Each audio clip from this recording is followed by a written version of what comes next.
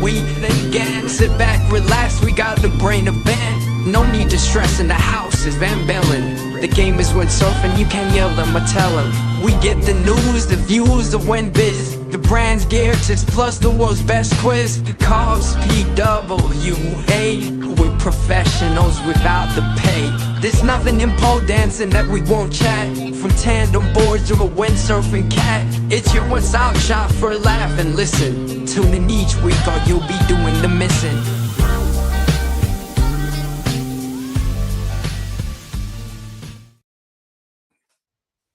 Welcome to episode 2 of our Newsy podcast. Ooh, yes, we are back a little bit late this week, obviously Friday. And I've got to ask you, did you get a notification on Windsurfing TV? Let me know. That's just a side thing I've got going on just to see if that live notification worked. But with some pretty amazing action from what I've seen from all over the world. But we have had some crazy stuff over in England, Cornwall. We're going to have a look at that. JC, Mr. John Carter, who runs windsurfing.co.uk, has been throwing down the pictures. If you've not checked out his site, because he's basically running this now, windsurf.co.uk. So as he used to run the Windsurf magazine, he's basically putting that effort into the website now. So he's doing news trips, obviously taking all the epic pictures, and then obviously writing sort of stuff. I covered a little bit of this on Send It Sunday, but he's just dropped the double Bluff, which is, for anyone who doesn't know, this is like a spot just sort of south of Gwyvion, which is kind of one of the main spots as well. But look at this. We got to kick off with it. This is Timo Mullen. For anyone who doesn't know, he actually changed to duotone a few years ago. We're so used to seeing him on Severn over the years, and it still seems, because it takes a while to sink in. But yeah, he's on duotone now. Look at that for a hit. That is crazy. For anyone listening audio only, this is like what, mast high, good, probably mast high. Yeah, maybe yeah. even, and it is full blown aerial. Absolutely howling. Like the wind must be absolutely cranking because there's so much spray being blown off the top of the wave. And we have a question on the news podcast this week. Did he land it? Did he land it? Did he land it? I have to know. What do you think? What do you think? Oops. That's crazy. It looks good. Looks in good position. Well, yeah, it looks like he's going in front of the wave. So I'll say yes. Do you have the answer or? No, I don't. Oh, okay. I don't know. I actually don't know. I should have asked him. It doesn't. Is there any other photo evidence? Well, it looks like, yeah, these guys are epic. Hardcore, aren't they? Yeah. Absolutely. And Ross Williams, if you follow the story, like I said, I'm not going to ruin it. Go to the website, check it out. But Ross Williams is there. Obviously, JC, John Carter, is from the Isle of Wight. So I'm guessing those two hooked up and drove down. Obviously, Ross doesn't do the PWA tour anymore. He's got like a surf cafe in the Isle of Wight, which he runs with his missus. So really good to see him making the trip down to the Bluff. From what I understood, they scored the Bluff a couple of days, but they were a little bit late. They said they thought they timed it perfectly, but got there and the wind was already absolutely cranking. But like I said, I'll let you guys read that story. But really cool. It just goes to show, people talk about Maui. They talk about, Australia, all these places. But I tell you what, Cornwall, Ireland, Scotland, when these places are on, they are world class. I mean, this is the venue they did the storm chase. I can't remember what year it was, but they did the storm chase here, and for the right reasons. Duncan Coombs, I showed in Send It Sunday, he's been actually having it more recently, like ex-PWA head judge, obviously long time ago British champion, top wave sailor in his day, then moved into PWA judging, doesn't do that anymore, but he's still sailing, and seeing him get a couple of big hits as well was cool to see. Well, Benny, this is that St. Ives in the background there? Yes. Okay, yeah, because I have been to St. Ives. It was a long, long time ago, but I was pleasantly surprised about the quality of the beaches around there, because when I had images of England, I thought I sort of had images of more like rocky coastlines or like brown water or brown sand. But when you go to that, but when you go to that part of the coastline, it actually reminded me a lot of Australian style beaches. Like it's actually like the water's pretty kind of clear.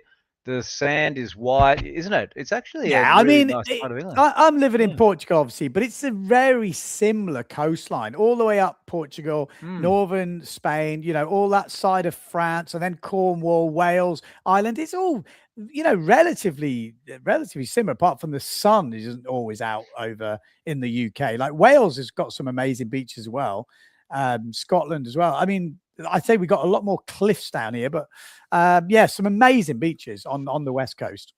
No, it's really nice. I was pleasantly surprised. But yeah, this is just an article that it's in. If you want to check it out yourself, it's on windsurf.co.uk. So that was a pretty epic session. Yeah, it's pretty cool one. All right, so moving along, because Benny and I, this is the second edition of this whole newsy thing, so we're trying to make it go relatively smoothly. Yeah, we'll have to see how it goes. We're always a bit late. We've got this WhatsApp group where we just drop in news to this WhatsApp group, and then we say when it gets to a certain kind of capacity that we think there's a podcast there, then we're just coming live with the podcast. So it's very hard to schedule it. This is how it's going to be. It doesn't need to be watched live. No.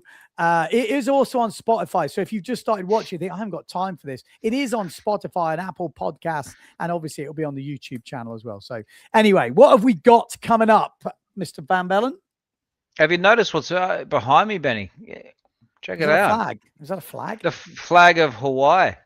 Hawaii. I got sent Hawaii. Today by a windsurfer friend. The guy Andrew I stayed with when I visited Maui. He sent me a Hawaii flag, so that's pretty cool. Wow, I thought it was a Fijian flag. I don't know what does a Fijian. Oh yeah, well the Fijian flag has a Union Jack in it as well, but it's it's a little bit different. I thought you were going to show off like I'm going to Fiji. That's why the Fiji flag is there, or something like this. For people who don't know, apparently Paul Van Bellen is going to Fiji. Ooh. Did we find out about that? Because we haven't actually got this written down to talk about, but it just popped into my head. The Fiji event is on, not a 5-star, it's a 4-star, but there is some kind of interesting format. I saw something about hour-long heats. I have not got. I'm not nothing to do with it. I just read something in a WhatsApp group, and I thought hour-long heats. Is that right? Do we know any more information on that? Yes. I mean, I have heard about this, but I'm not really the best person to ask. Okay. About Well, we'll find out about it and come back. But I've heard there's sort of qualification days where there's kind of hour-long heats, and then you kind of whittle down to a kind of a top how many, like a very small number, and then that's kind of finals day. I think that was kind of the loose idea. But we'll definitely bring you more information. It's just something I noticed. I thought Paul might know. Well, I'm actually just looking at WhatsApp because Simeon has thrown some information in a group. So I'm just having a look. This is what is said here. It's a 3-day format. Yeah. So day one, there's day one and day two, there's a qualifying days. Every rider, I'm just repeating what it says. Yeah, that's fine. Every rider gets 1 hour heat. So basically they get a 1 hour heat. Okay. I'm not sure how that's done. Yeah, okay. So you just go out for an hour, you catch as many waves as you want, and you're judged on Yeah. And then they mark it, I guess, the top waves. Scores. And then once you get through the qualifying on the finals day 3, the top 16 men and top 8 women then battle it out in a more standard heat format. Yeah. Okay. That makes sense. So everyone gets an hour's sailing at Cloudbreak in Fiji, one of the most famous, iconic waves in the world. So you definitely guarantee yourself an hour of sailing. I guess that's what it's to do with. It's a very expensive place to go. You guarantee yourself an hour. If you get through to finals day, then it's a single elimination. It's a knockout, I would guess. I guess we'll have to find out, but interesting. Yeah, because last time what happened was that a lot of the sailors weren't stoked with the amount of sailing they got at Cloudbreak. It's a tricky spot. obviously the wind doesn't always blow, and then when it does, you've got to get out in a boat out there. It's Yeah. not like you just sail off the beach. It's a 40-minute, boat ride. Then you've got to clear the surfers out of the lineup, and there's a lot going on. Last time there was very little opportunity for any sailors to do any free sailing or prepare. They literally, for a lot of them, their first heats was their first time they'd actually even been out there. So I guess this time Simeon or the organisers want to, give the sailors a bit more opportunity I like to it. have I some like time in it. the water. Yeah, I think there's something interesting about it. I'd be interested how it's only a 4-star, so it'd be interesting to see who goes, who puts the money in. But yeah, that will be very interesting to watch. I actually just saw a comment come through.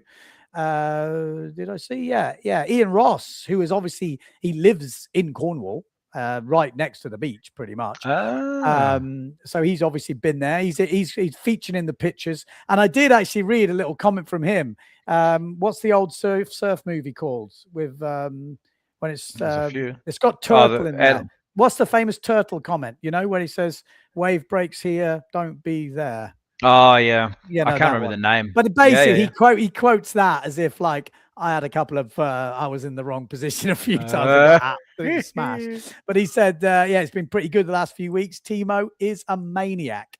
And I would say that looking at the North Shore, there we go. Thanks, boys. North Shore. Thanks, people. North Shore. Very good. Very good. Also, Wade, just back to the Fiji thing. Will any pros be there? Apparently, quite a few of them want to go. Yeah, I'm sure.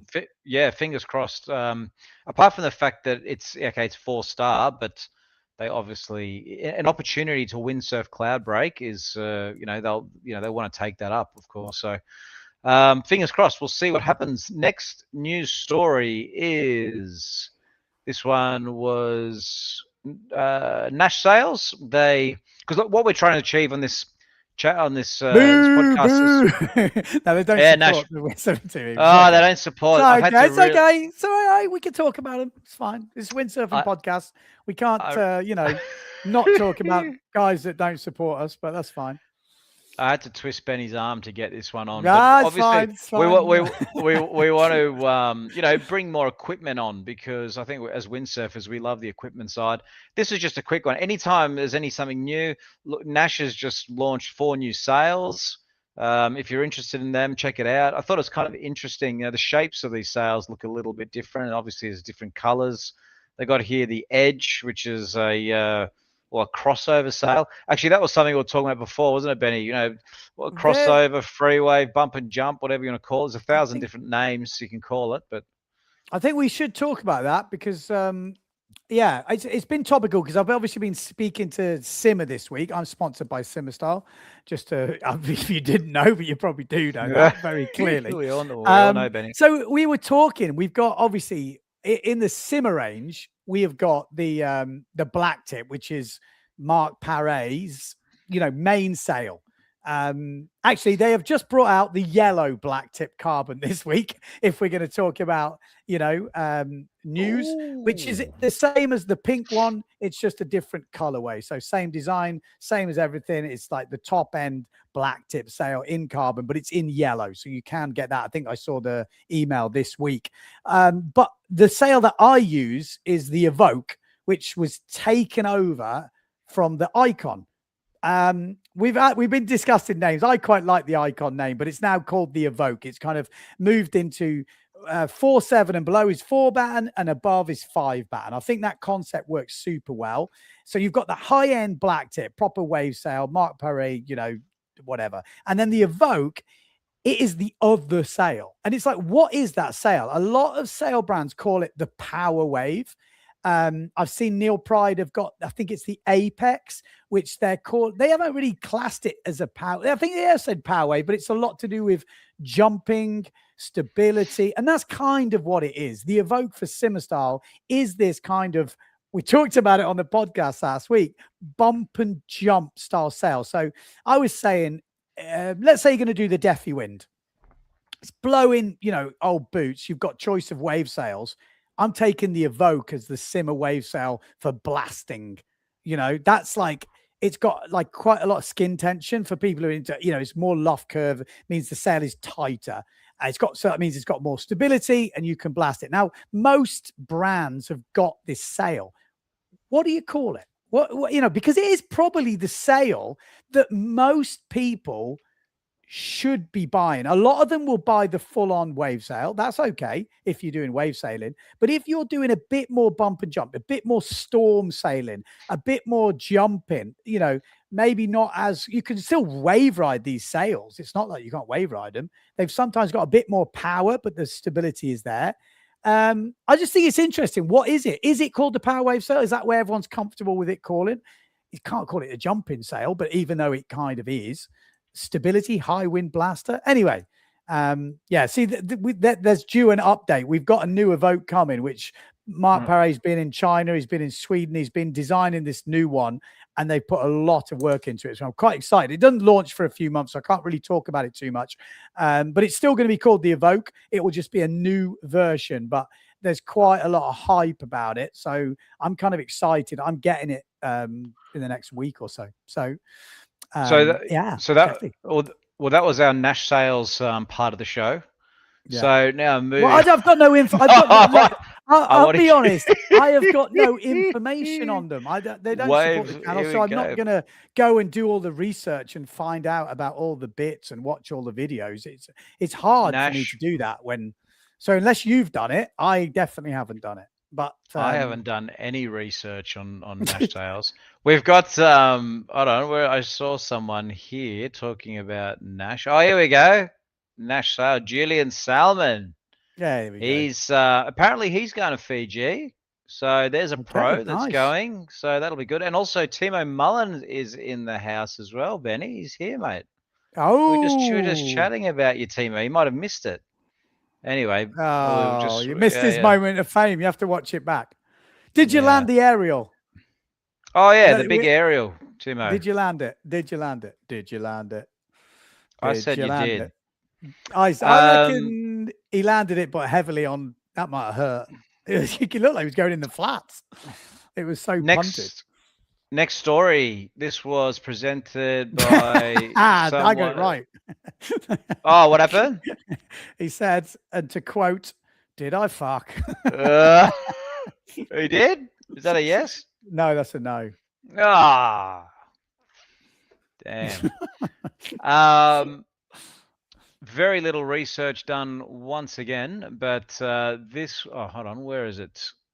This one was something interesting, something out of the ordinary. 118performance.com. They specialize in developing, producing cutting-edge products for windsurfing. So this is just, again, just sharing stuff that we find. What do they make here? They make carbon Cambers and carbon Battens.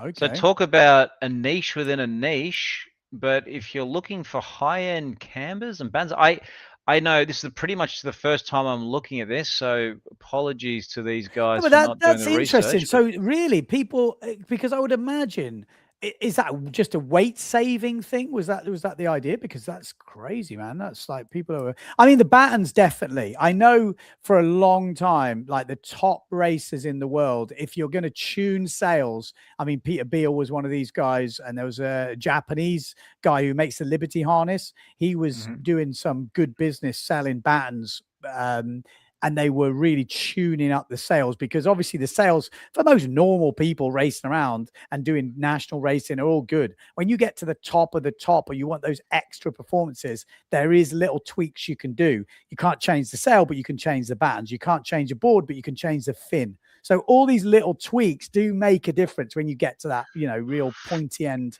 of it. Yeah, it's saying here, every gram saved, every layer optimized, every connection tuned, it adds up to one thing: gear that disappears beneath you.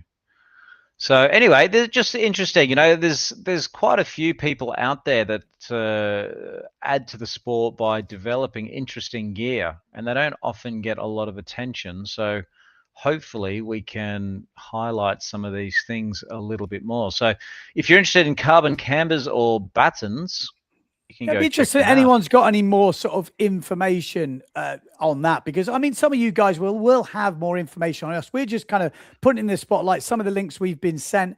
So if you've got any useful information, a couple of guys just commenting on my simmer thing, which is actually pretty cool. Someone said wave slalom, you could call it, which it's not quite wave slalom because there's still wave sails. It's more.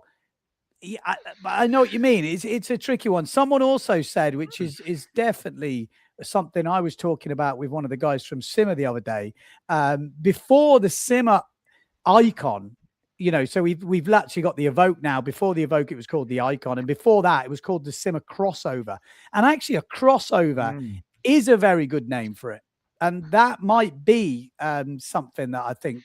It makes more sense because it is a crossover sail. It's genuinely a good wave sail. I use it for all my wave sailing, but there's definitely that more towards the blasting and jumping side of it. It's just interesting. I think crossover is quite a good genre. Is that the right word of sail? Neil Connon, Power Wave. Yeah, people do like the Power Wave. That's what it's kind of. More recently, I've seen crossover. I guess I think the Patrick have got a crossover. I think maybe North Sails, which we're going to come on to in a minute because North Sails have just launched the Prisma project, which we're going to talk about. Getting onto that. Yeah, and so I think they've got a crossover. They're the one that Miguel Chapuis, who's injured at the moment, he actually uses their crossover sail. So when Antoine Martin was on North, I think Justina Schneider's on North now. They use the wave sail, which the name escapes me at the moment. It could be just called Wave. But they've also got a crossover sail. And every time I saw Chapuis, he was on this crossover sail. And I always found it strange because he's a like top wave sailor doing all the waves and he's on this crossover sail. So even though it is a crossover sail, it was still kind of strange to me. I was like, why are you using this one? He's like, no, I like it because it's good for jumping. And it kind of makes sense. It's just, I guess, getting the connection from normal people to be comfortable thinking, you know what, the crossover sail is totally a good wave sail, but it suits me more. So yeah, it's interesting. Which is probably a good segue since you mentioned the Prisma. We can go on to that news story. This is who remembers the North Prisma? I certainly do. Yeah, I had one. One of the first race sails where there's horrible cambers where they're like two bits of plastic and a bit of webbing, and they would snap. I had all sorts of issues with mine, but they were brilliant sail. Brilliant. Really fast. Yeah, sail. Okay. I remember I was a kid and I couldn't afford. I mean, it was, I don't know, like back in those days to get a cambered race sail seemed like getting gold. You know, it was pretty expensive sort of stuff. But I do fondly remember the ads in the magazines for a Prisma. It always had a night. You remember those ads? They had this. It had a particular style. I can't. Yeah, they were kind of a bit different. They had a different kind of way of marketing that sail. Am I weird that I remember? This is very weird. I remember the smell of unrolling this North Prisma. Really? Yeah. Yeah. What does it smell like, Benny? It's hard to explain because it's a feeling. Plastic? It's like it's very funny. I must be just a weirdo, but I seem to remember this. There's a lot of early windsurfing stuff, which the smell is I don't know. I'm weird. Well, that smells apparently smells one of the biggest like memory triggers or something like that when you smell something. I can imagine. I could totally imagine that because I've got a lot of. I won't go on there, but I've got a lot of memories. But going back to the Prisma project, so interesting. It's been launched pretty well because Pierre Mortefon basically just won the first French championship. Pretty sure he won the foil and the fin. I did sort of put the link somewhere, but it doesn't matter. It was the French championships, I think. Matic was, I think, second in the foil. In the fin, I think maybe the other Pierre was looks also pretty cool. I like the look of it. Okay, you were saying that North have basically taken over Phantom, or whatever. What was the deal there? We've talked about it. As far as I understand it, I've seen this on forums. This is not something I've come up with or top secret information. I mean, you can probably check it out officially somewhere because it's a takeover. I'm pretty sure they bought Phantom for, I kind of know a rough price, but I'm not going to mention the price. But they bought Phantom. Phantom was having some problems. They bought Phantom. And then the reason I definitely know this is because if you look on their sale designer list now, Alex, the second name escapes me, who was the old Phantom sale designer, is now the North sale designer.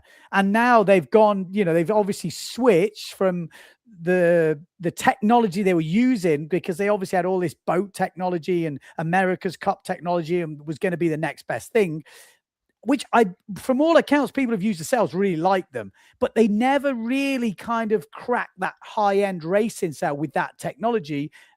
But we don't know because they never got any top riders to go and challenge. But the reason they didn't have any top riders maybe is because it wasn't quite there. And then now they've released this Prisma project, which says North proudly presents the new purpose-built foil and fin racing sail, the Prisma. So you kind of think, okay, so I would imagine, and it looks very similar, if you know what a Phantom sail used to look like, and obviously Pierre Mortefond, they signed him this year. He used to be on Phantom. It all adds up and makes sense. They've also signed Amado Vrieswijk, so they got some big hitters in this Prisma project. They've got Vincent Langer, who I got a reply to my WhatsApp yesterday. I haven't replied to him yet, so apologies if he's listening. But he's keen to come on next week and have a chat. So that's going to be interesting. So we can ask him all the details. So get your questions ready for Mr. Vincent Langer. We're hopefully getting him on next week.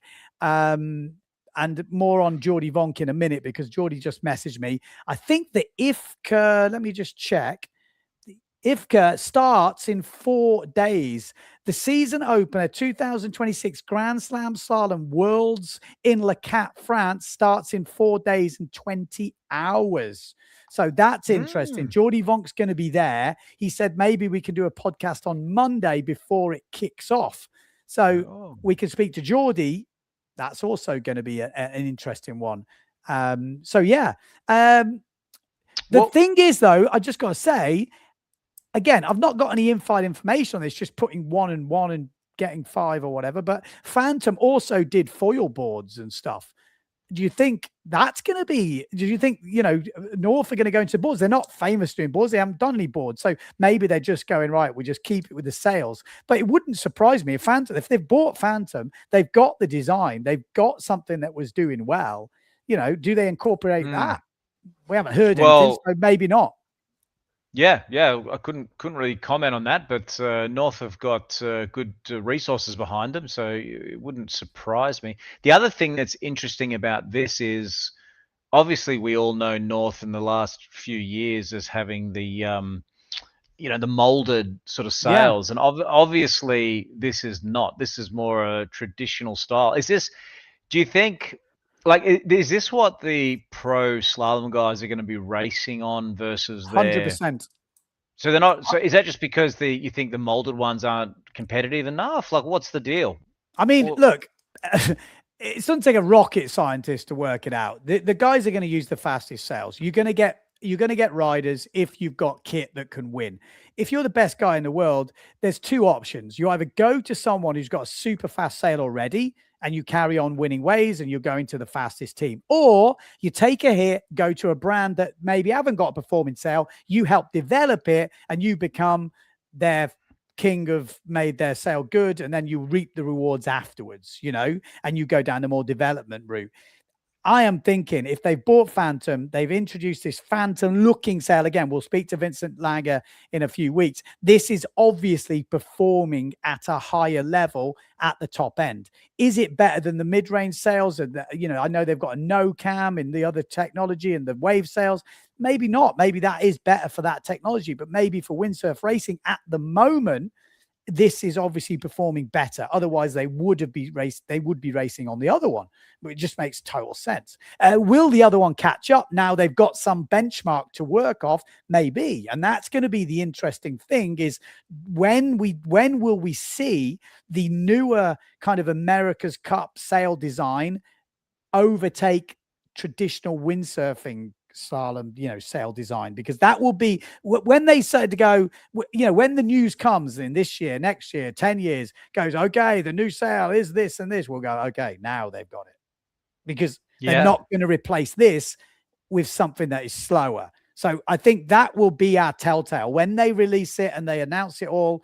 This is discontinued and the new technology takes over. That's when we'll know, I think. It's interesting, some of the comments here from as obviously some of the North fans are disappointed because they think that this is going away from the original concept. But from North's point of view, if you've got two different technologies, I guess it's just another option for their customers. They can say, well, we've got two options. You can try them both and see which one you like. I guess. I think the problem is they launched and they said, look, we've got all this new technology. This is going to be the way forward. This is going to be the best. And then they never really delivered in terms of having top riders to show its use. And then they get two top riders and everyone's excited. And then they come up with a traditional sail. Is it a very good traditional sail? Yes. Did Phantom win the World Slalom titles? Yes. Is it been amazing full sail over the years? Yes. And now it's got a North badge. Everyone's always interested in North. It's a huge name in windsurfing. And you just got to look. They are obviously have this, and this could be the placeholder until the other stuff starts to beat this. They've got two good, top riders plus others, I'm sure. But two real high-end World Cup winning, world champions form that they've got now. So now, once they've got the other technology plus this, and they'll be able to test head to head, it's going to be very interesting to see. Yeah. I think we can move from this just because there is a link, and we talked about Jordi Vonk before, maybe to the duotone stuff. Yeah, no worries. All right, next story. This was also presented to someone from the WhatsApp group. I don't know anything about this. Someone said, put this in. One rig revolution. Do you know anything about this? What's the concept? I mean, it looks like a very old. Is it a gull sail? Was there a gull or something like that? Wasn't it something like that? Yeah. But it's kind of. So I remember reading the comments. Someone said it looks like the old Neil Pride something. And I would agree, there is like sort of Neil Pride-esque. But what's the theory behind this sail? Like, because it obviously looks a bit different. It's got a lot of sail below the boom, big cutout. Kind of looks old school. Again, no judgment. I'm just saying visually, it looks. Well, some people could say it looks new school. I guess if, let's say, Neil Pride brought it out, we'd all be like, whoa, what the hell's this? Crazy spaceship. Whereas when someone else brings it out, you're like, oh, it looks a bit old school. It could be the name that makes you think that, because you're not used to seeing this name. But Windwing, is that what it? Yeah. Yeah, that's super weird. It's obviously a pretty odd looking sail, so it might be cool to find out something more. Maybe when we get a sail designer on, we could ask someone. But it's also the brand. I don't even know about this particular brand. And I mean, Nick saying it looks AI, but I believe it's not. It is an actual sail. It's a real sail. I apologize because I haven't got the information. Wasn't there a link to click on? I can't remember, but there is a concept behind it. Hasn't he got a bigger They say it's got a bigger wind range or something. I apologize. I thought you got the bump. No, sorry. This is all I've got. So anyway, something interesting. We can find out something more about it some other time. All right. Moving. Someone says it's a bit like Monty's old school designs. I can say it's got an older school feel to it. Maybe that's just because of the big old cutout. That reminds me of when I was younger with the big kind of cutout. Here we go. This is someone's helped us out here. I appreciate this. So here we go. There's a QR code. They cover several sizes in a range and auto tunes. But exactly, it kind of feels like a bit of marketing bump. I apologize if you're the owner or the designer, but it feels a bit like, again, I'm just going to say as it feels, a bit gimmicky. It's like, okay, let's see. I'd be interested to see the test. Actually found someone pointing out there is a QR code. Yeah, we're old school. We don't know these bloody things. Yeah, and I've actually just looked it up. So hold on, bear with me. I'll just quickly bring that up because that. Yeah, someone says it does look like the Windwing logo. It does. I remember something like that. San Francisco Bay Area. Here we go. Rig 1 2027. So they do, well, all looks like kind of slalomy sails. So I guess that's the concept. Why? What's going on here? Look, maybe it's a lot of information. Well, there's a lot of information. If anyone's interested, check it out. Oh, it's Windwing. Oh, okay. So It is Windwing. yeah, No, that it okay. looks like a Windwing, I think he's saying. Same Yeah, logo. but then Because yeah, but that it's gone logo onto I've seen before. It's not a new sail. My only thing is when something's been out for a long time, why hasn't it built up more traction? Like I've always said that. I've had a few brands and a few custom board guys and a few people speak to me about certain things. I'm like, well, okay, if it's that good in this day we live in, it really doesn't take very far for a word to get round if something's good. You know, it just doesn't anymore. It's really hard to keep things contained if something is really working well. Again, I'm not saying it's not working well. I'm just saying usually. So interesting. Yep. Pretty cool. Oh well, something else new. All right. Bit of a change of tack. Okay, someone says it's Rig 1 by Windwing. Okay, well that makes sense. Okay. Okay, the next little story. Where are we? Oops, bear with me. Oh, why doesn't that come up? What you going for? Give me because oh, here it is. Is it coming up? Oh, this is just something that is good to report on because we want to spread the message of windsurfing. Over here in Australia, on New South Wales, there was a youth windsurf camp that happened down Juroa. And the reason why I thought this was cool is because anything to do with kids is awesome for the sport. And it's just great to see about 20 odd kids there because I spent a lot of time in Juroa windsurfing before. So that's your old stomping ground, isn't it?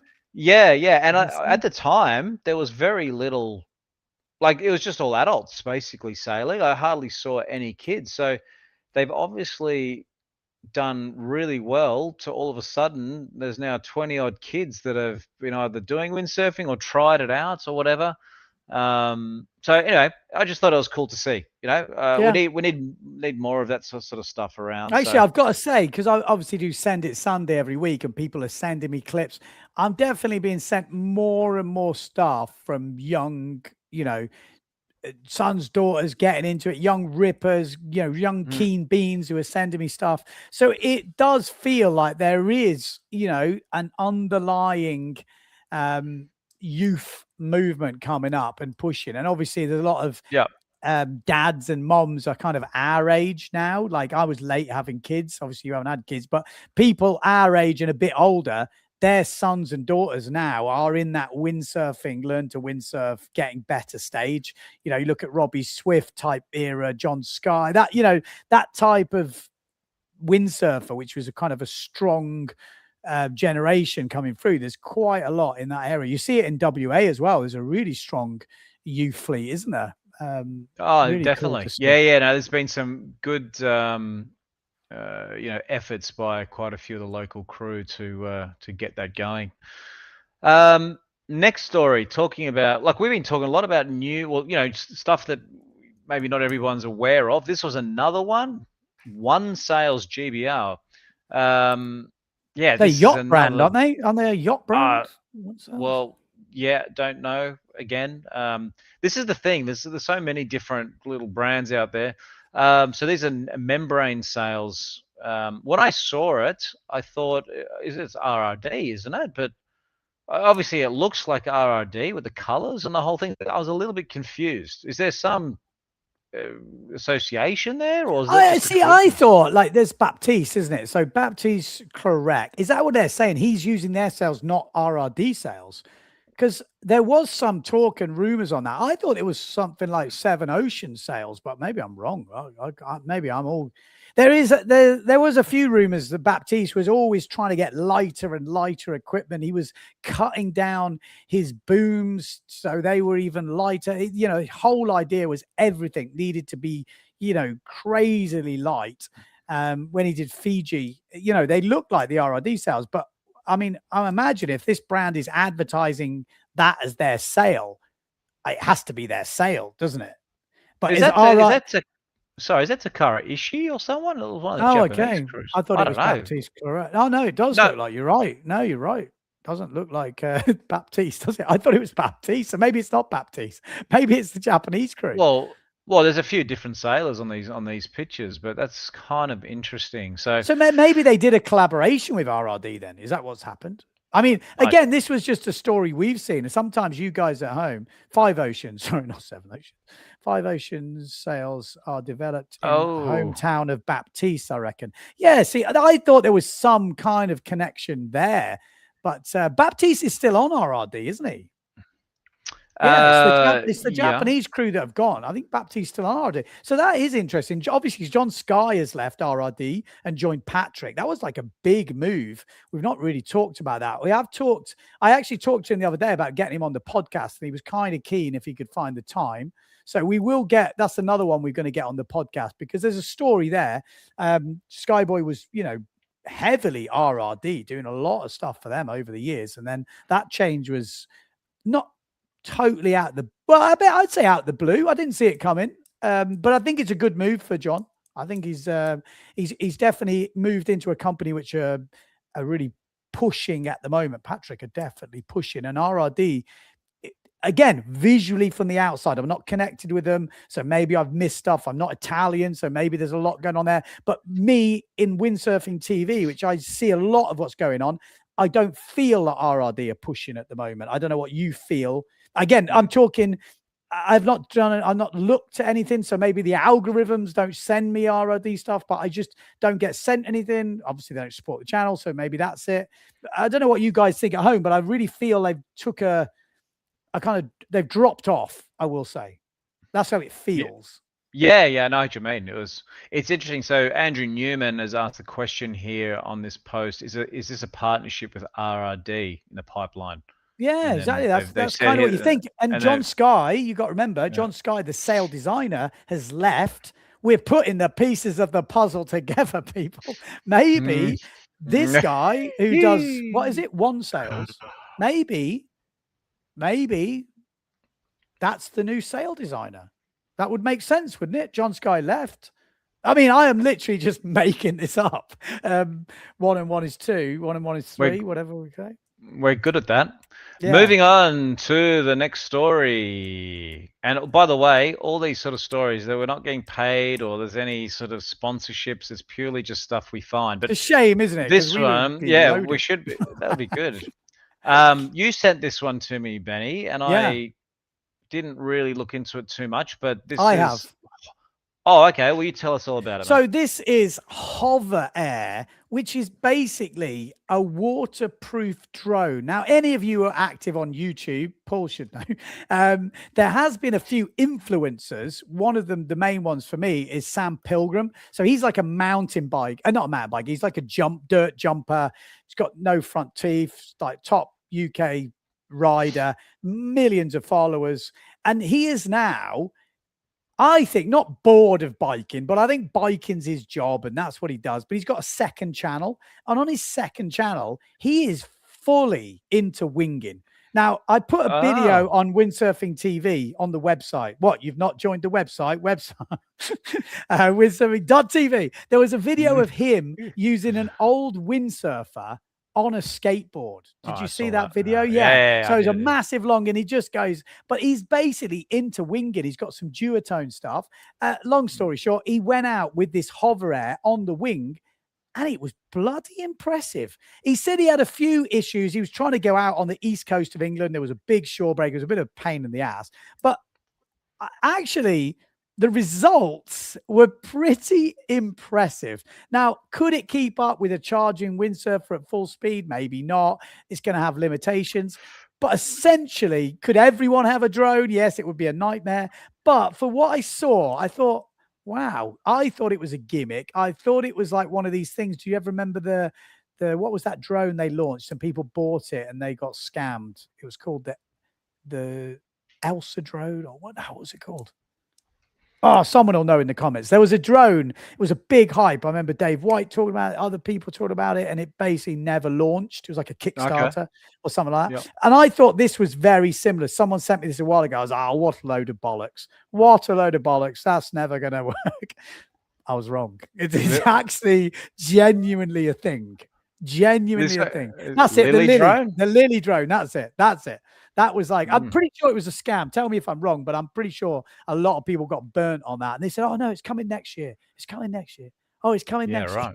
But maybe this is the Lily drone just rebadged and you know, the money used to line it. I'm looking at it. It says here 55 kilometers top speed, which is, well, what's that? About 30 It's odd not knots. fast at all. That's what I mean. Yeah, 30 knots. So it's a bit, I mean, 30 knots sounds fast, but if that's its max speed, and keep in mind, if you're sailing in 25 knots of wind, the drone has to fight that wind at the same time. So it's gonna, I dare say, it's probably good for 20 to maybe max 25 knots. I'd imagine. Like you see, Paul's like, fuck now, deflect. What's going on here? Nah, mate, if it works, I don't care.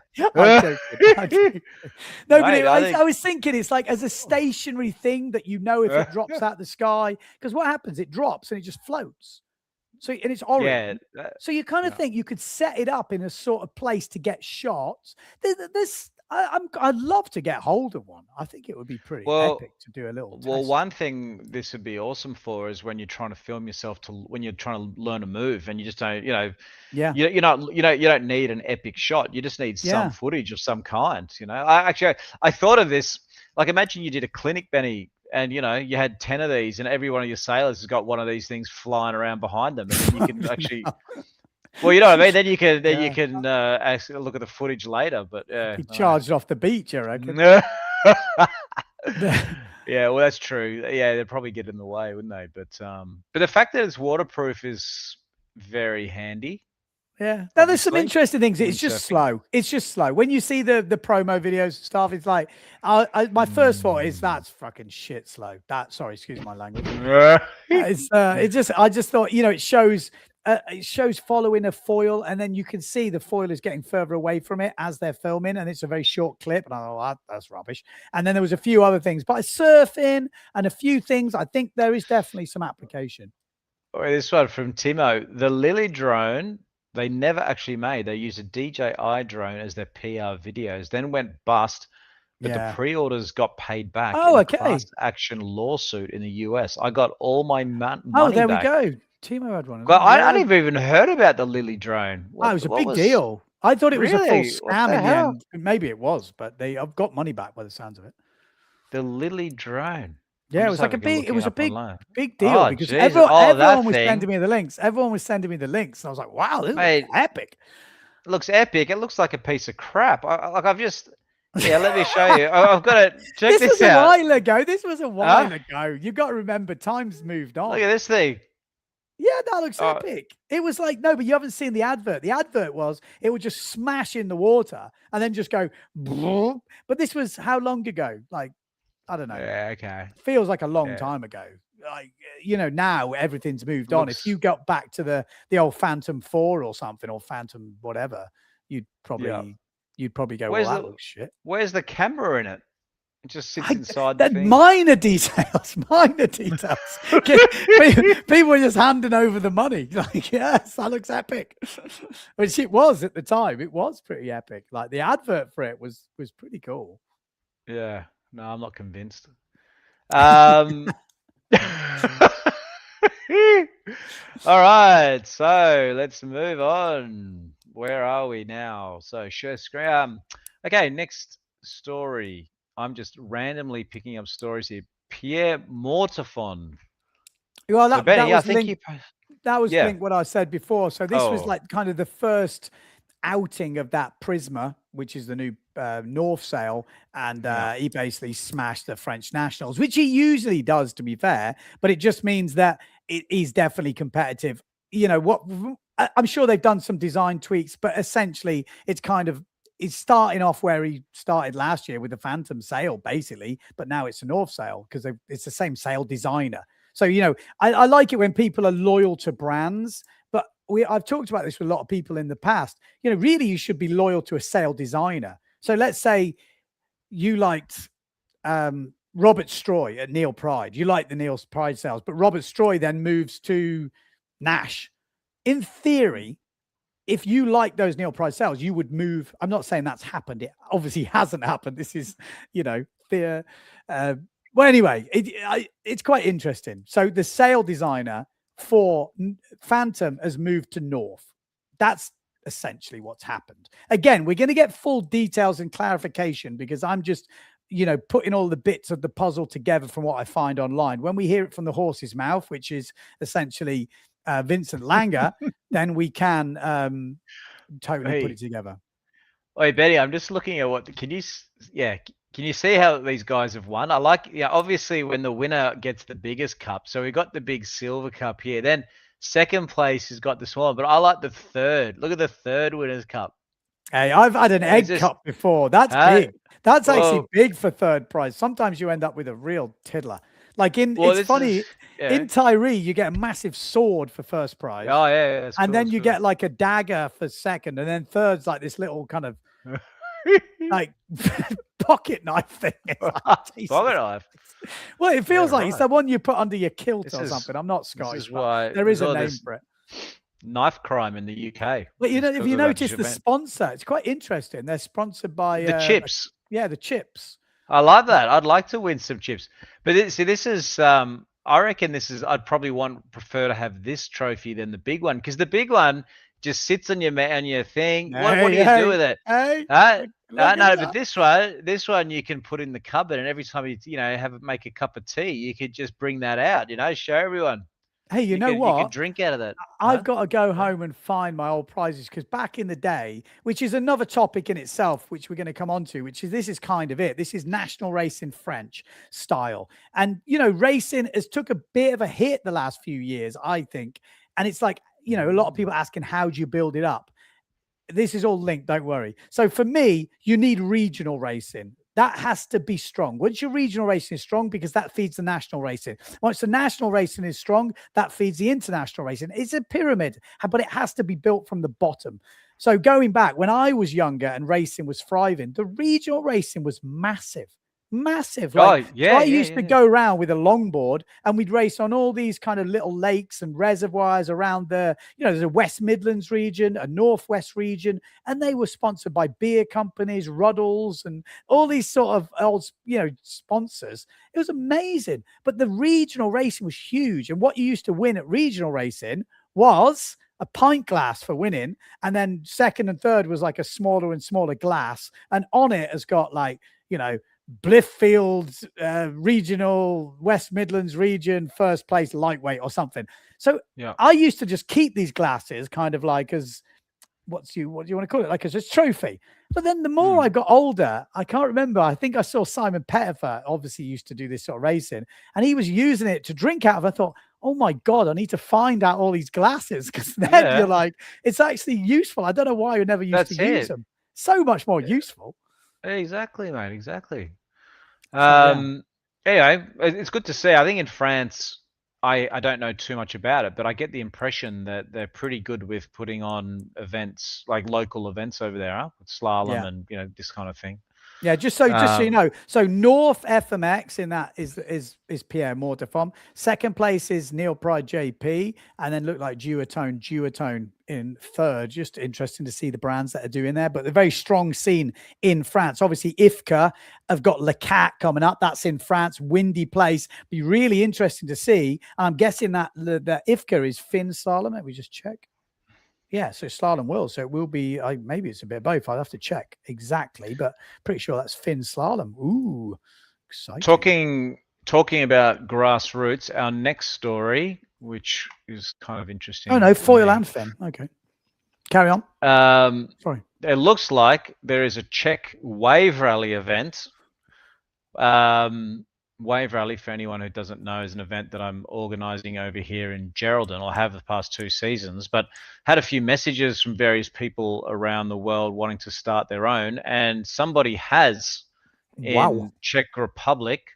It's a windsurf shop owner, actually, has started a Facebook group which you can become a member of. I think it's public.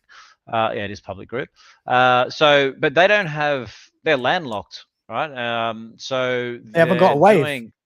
Yeah. Well, maybe they're going to put some ramps in or something. I'm not sure, but no, I actually heard they've got this crane and they've been saving up all these big boulders and they're just going to drop these rocks every time there's a race.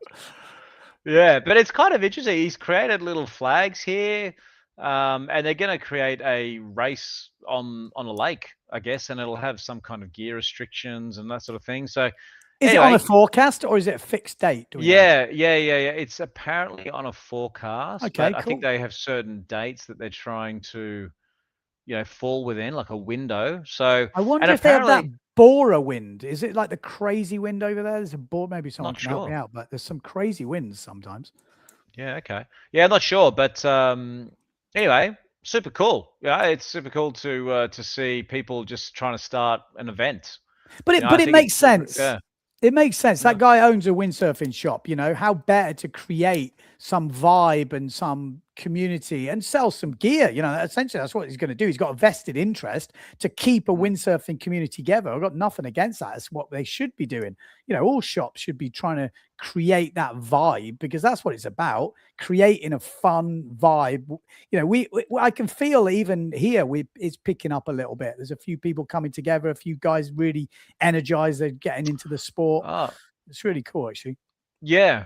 And actually, that also reminds me of that video that you did this week. For anyone who hasn't seen it, on Ben Prophet's YouTube channel, you did one where you compared basically like a wave board versus a Freewave board, and just to see the speeds. And I thought it was super interesting. In the end, it was 2 or 3 knots difference between. It was interesting. It was definitely interesting. I mean, I liked it. Obviously, in the video, we just looked at the max speeds because I was on the beach. But at the end, I've got a little bit of the wording wrong. But the speeds are exactly right.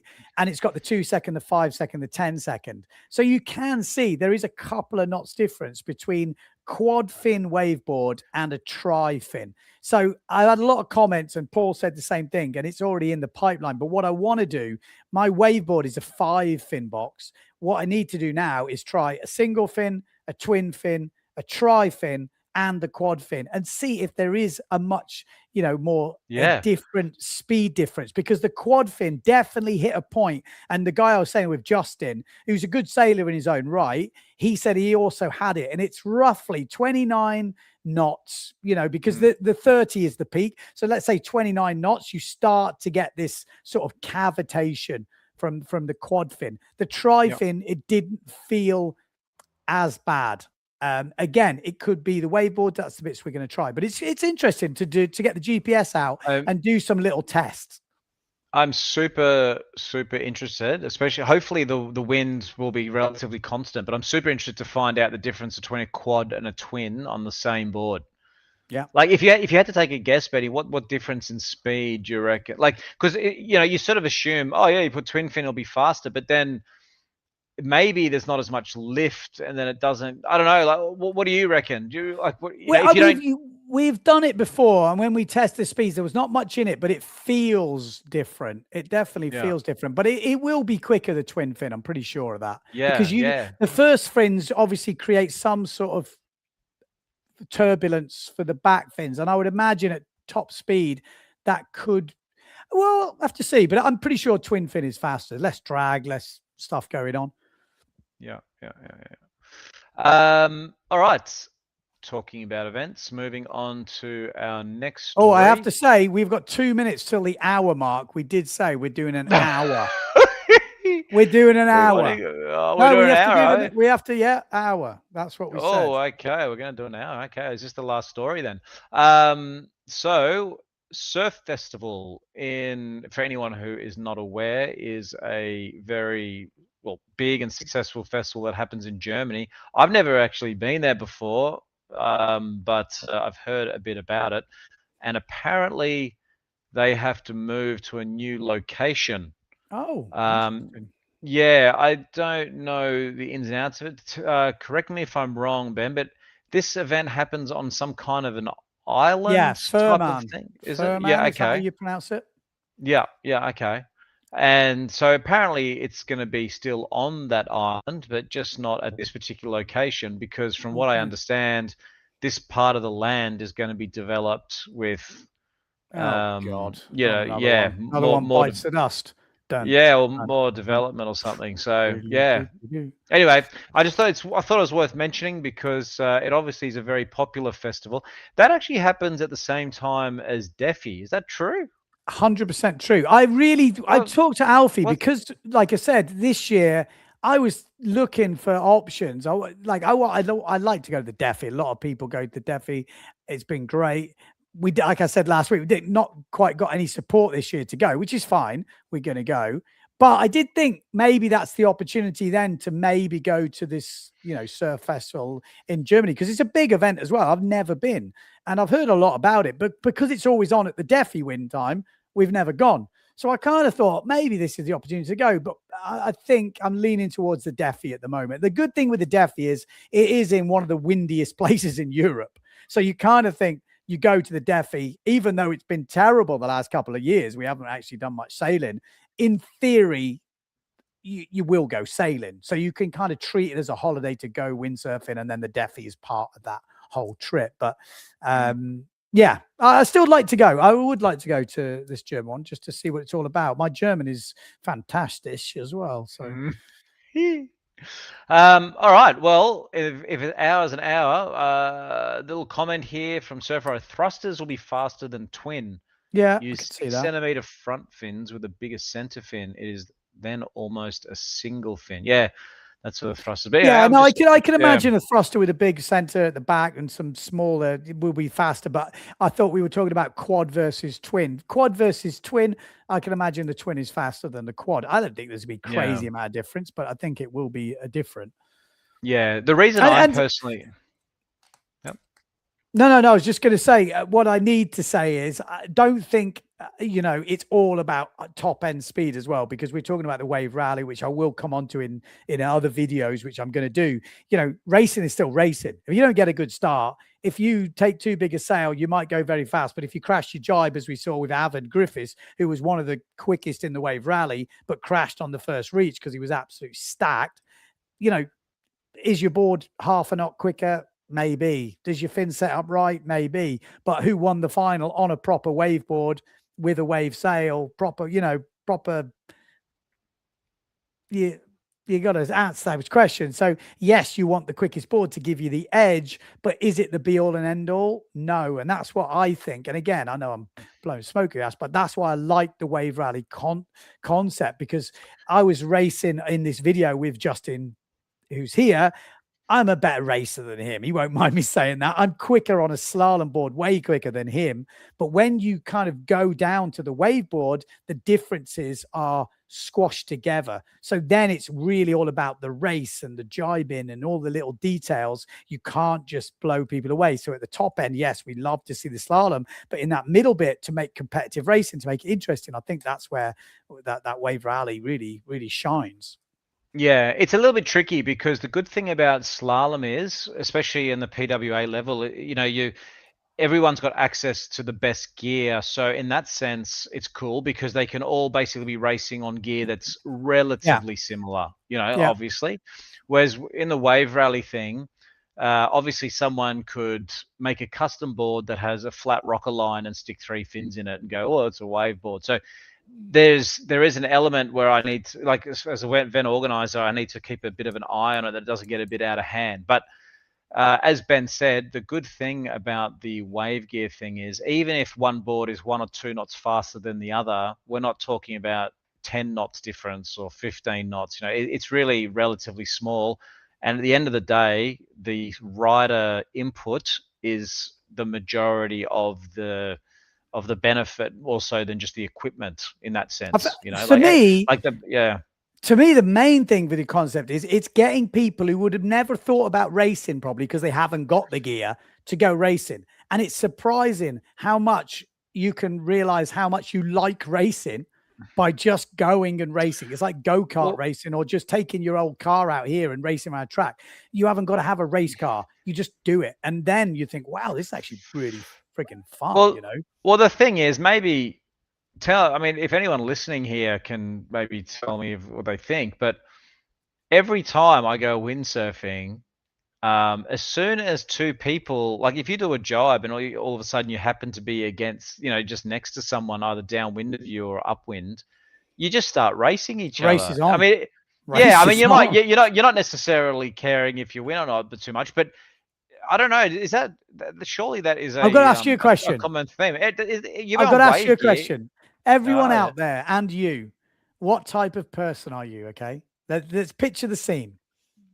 You're racing Yeah. along, you're going pretty quick, and you feel someone catching you up. You're trying to hold them off, you can't.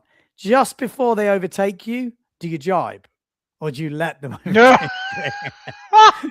Come on, Well, you know who you are out there. You know who you are. Who No, well, I'll doesn't tell like you- getting rolled? no, I'll tell you what I do. So if someone's coming up behind me, I look back and I'm like, yeah, come, and then like, you know how you can grab the board, you know, Yeah. you can do that sort of thing. So what I do is I grab their board, but then I push it under the water, So then they just. But if you do this, No, if you no, grab the nose I and don't. push it back, it actually can Yeah, make them catapult. Just in case you fancy it. Here we go. Someone's being honest here. Mateo. I jive. I know, Mateo. He jives, does he? He can't handle I tell it. you, I know you lot. I know you lot. Janik, he says he's never been in that situation. He's always out the front. When riding a bike, somehow one starts to race. Yeah, I don't know. I just find it's just for fun. Like I find that's the thing. It was an interesting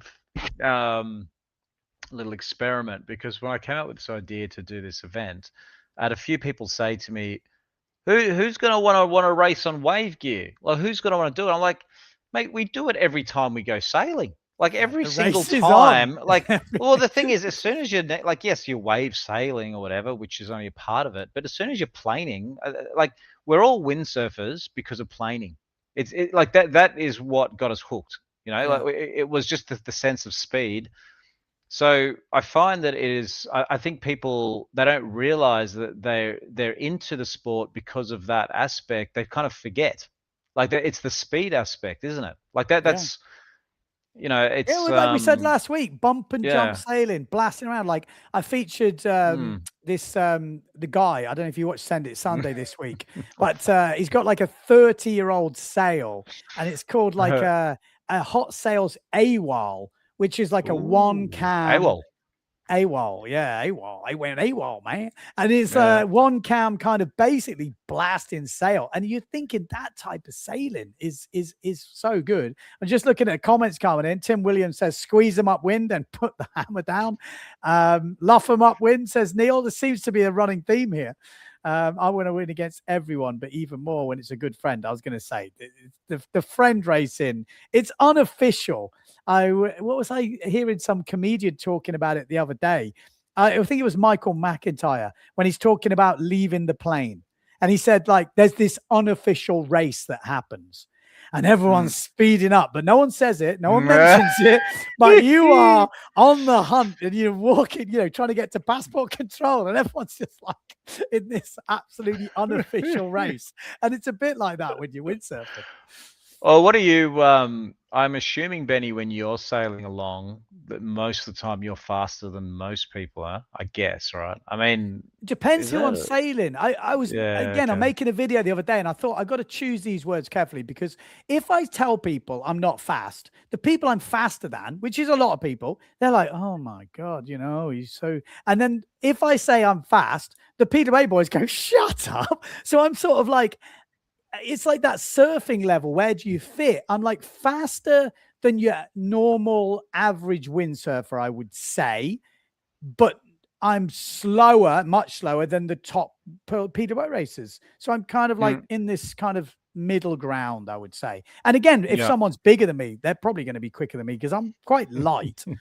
But I'm not slow, but I'm definitely not fast. I'm fast.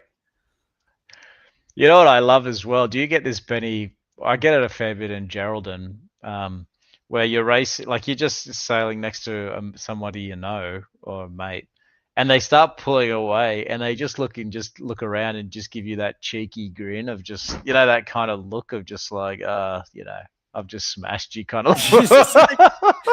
Okay, so picture this scenario. I went out on the slalom board the other day, and I'm going pretty quick.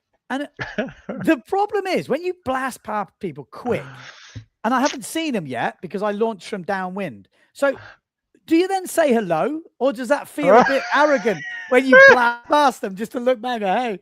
So I was like, I don't want to say hello because I don't want to feel like I'm being a dick. So then I just blast past them, don't even look at them. And I'm thinking, well, maybe that's even worse. So I was like in this huge dilemma in my head. I'm like, am I just an absolute twat right now on the walls? Oi, Betty, are you one of these guys that when you overtake someone, you literally just brush past them? Like they just, are you one of those guys? It was like, that's the enjoyable bit. No, but I really had this dilemma. I was saying to the missus, I was like, I don't know if they think I'm an absolute twat, but I think if I'd have waved and looked back at them, that might have been even worse. Like,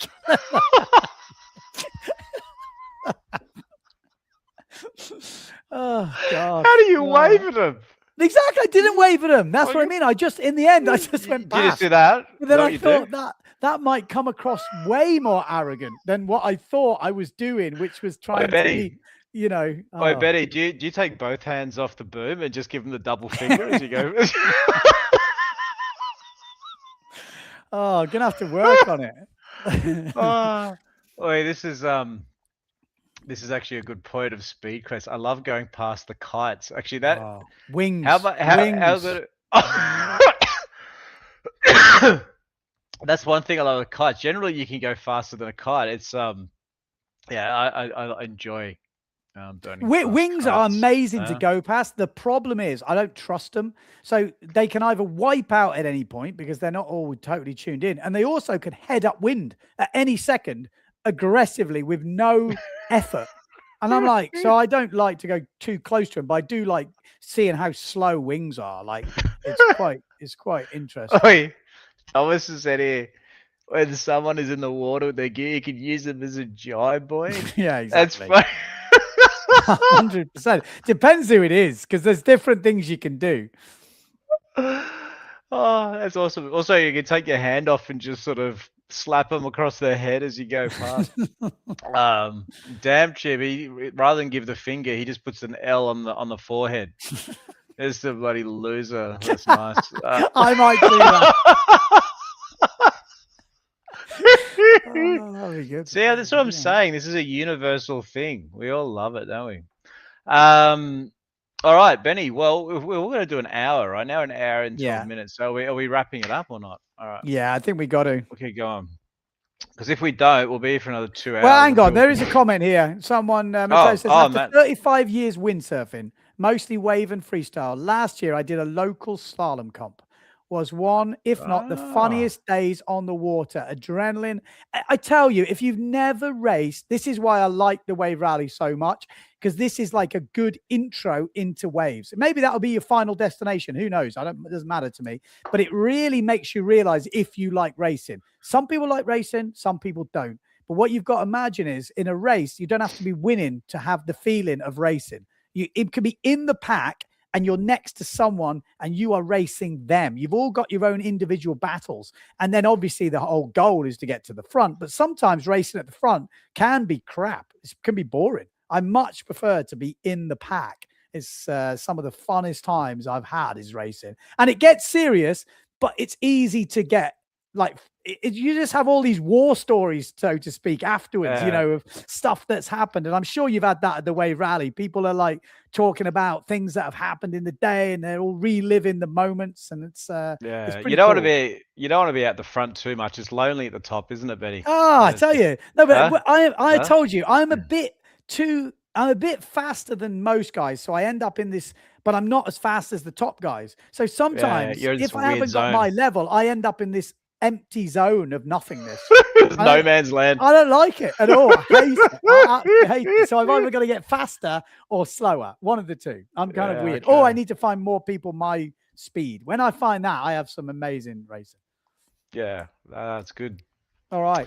All right, guys. Well, thanks again. We'll catch you for the next Newsy podcast. So just to recap, who's coming up on the podcast again? So we've got a lot of people who could be coming up. I'm not saying they're coming up. They could be coming up. Vincent Langanger, North new brand manager, ex-Peterway racer. It should be coming up maybe next week. Jordi Vonk has told me Monday. I didn't reply to him. I apologize, Jordi, because we got to also talk about some duotone stuff. They've just brought out the X-Pace, which is a free ride race cell, and the Blitz, which is taken over from the Blast. Again, we'll do that on the next podcast. So we've got Jordi Vonk maybe Monday before he goes into the IFCA, which will be interesting to get some insight from him about the competition and what's been going on. So I'll confirm with Jordi. Hopefully Monday we can do that. We've obviously got Monty on the back burner. I haven't spoke to him for a bit, but he was expressing an interest to come on. He's got some nice connections with Mario Crumple and all this stuff.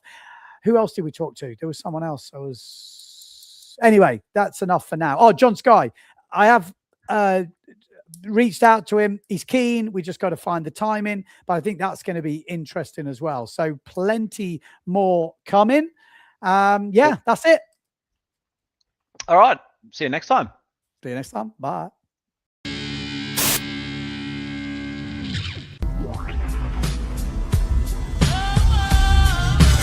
It's that time of the week again. Sit back, relax, we got the brain of band. No need to stress in the house, it's Van Bellen. The game is windsurfing, you can't yell them or tell them. We get the news, the views, the win biz. The brand's gear, tips plus the world's best quiz. Carbs, PWA. We're professionals without the pay. There's nothing in pole dancing that we won't chat. From tandem boards to a windsurfing cat. It's your one-stop shop for a laugh and listen. Tune in each week or you'll be doing the missing.